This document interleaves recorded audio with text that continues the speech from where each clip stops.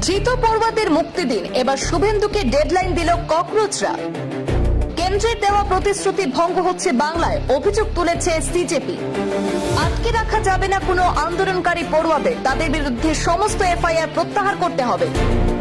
মুখ্যমন্ত্রী শুভেন্দু অধিকারীকে বার্তা আরশোলাদের। সিজেপির সমর্থনে ধর্মতলায় ছাত্র আন্দোলনের শতপ্রণোদিত মামলা সহ 6টি অভিযোগ দায়ের, চলছে গ্রেপ্তারিও। সম্রাট চৌধুরী ও শুভেন্দু অধিকারী, জেপি নাড্ডা ও জিতেন্দ্র সিং এর দেওয়া প্রস্তুতি ভঙ্গ করবেন না। আন্দোলনকারীদের বিরুদ্ধে দায়ের করা সমস্ত ফৌজদারি মামলা প্রত্যাহার করুন। এক স্যান্ডেলে বিহার এবং বাংলার মুখ্যমন্ত্রীকে ট্যাগ করে ককরোচ জনতা পার্টির তরফে বিশেষ বার্তা।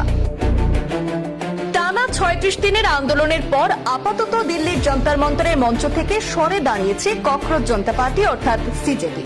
কেন্দ্রের পক্ষ থেকে লিখিত প্রতিশ্রুতি পাওয়ার পর আন্দোলন প্রত্যাহারের ঘোষণা করা হলেও সিজেপি স্পষ্ট জানিয়ে দিয়েছে, আন্দোলন শেষ হলেও তাদের নজরদারি শেষ হয়নি। দলের অভিযোগ, আন্দোলন প্রত্যাহারের সময় কেন্দ্রের পক্ষ থেকে যে প্রতিশ্রুতি দেওয়া হয়েছিল তার একটি গুরুত্বপূর্ণ অংশ এখনো বাস্তবায়িত হয়নি। সেই প্রতিশ্রুতি ছিল, আন্দোলনের জেরে যাদের বিরুদ্ধে বিভিন্ন রাজ্যে মামলা এবং এফআইআর হয়েছে সেগুলি প্রত্যাহার করা হবে। আর এই ইস্যুতেই এবার সরাসরি পশ্চিম বাংলা এবং বিহারের নেতৃত্বকে বার্তা দিল সিজেপি। দলের সরকারি এক স্যান্ডেল থেকে পশ্চিম বাংলার মুখ্যমন্ত্রী শুভেন্দু অধিকারী এবং বিহারের সম্রাট চৌধুরীকে ট্যাগ করে একটি পোস্ট করা হয়েছে।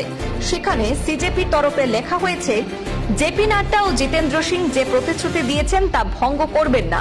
আন্দোলনকারীদের বিরুদ্ধে দায়ের করা সমস্ত ফৌজদারি মামলা ও এফআইআর প্রত্যাহার করুন। সিজেপির দাবি, দিল্লিতে আন্দোলন প্রত্যাহারের সময় সরকার স্পষ্টভাবে জানিয়েছিল, শান্তিপূর্ণভাবে বাড়ি ফেরা আন্দোলনকারীদের বিরুদ্ধে নেওয়া আইনি পদক্ষেপ প্রত্যাহার করা হবে। কিন্তু বাস্তবে এখনো বিভিন্ন রাজ্যে সেই প্রক্রিয়া সম্পূর্ণ হয়নি।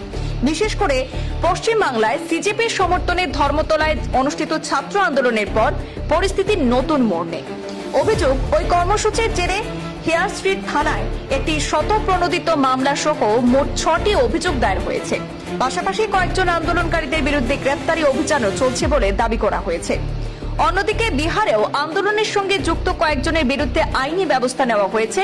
প্রশ্ন ফাঁস ইস্যুতে সেখানে আন্দোলনে অংশ নেওয়ার অভিযোগে তেজ প্রতাপের বিরুদ্ধে ভারতীয় ন্যায় সংহিতার 109 ধারায় মামলা দায়ের করা হয় এবং তাকে 14 দিনের বিচার বিভাগীয় হেফাজতে পাঠানো হয়েছে।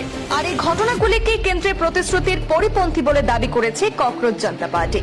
দলের জাতীয় মুখপাত্র সৌরভ দাস জানিয়েছেন, আন্দোলনকারীদের আইনি সুরক্ষা দিতে দেশের প্রতিটি রাজ্যে তাদের আইনজীবী দল প্রস্তুত রয়েছে। কেউ আইনি সমস্যায় পড়লে সংগঠন তার পাশে থাকবে বলে আশ্বাস দিয়েছেন তিনি। এখন রাজনৈতিক মহলে প্রশ্ন উঠছে, কেন্দ্রের দেওয়া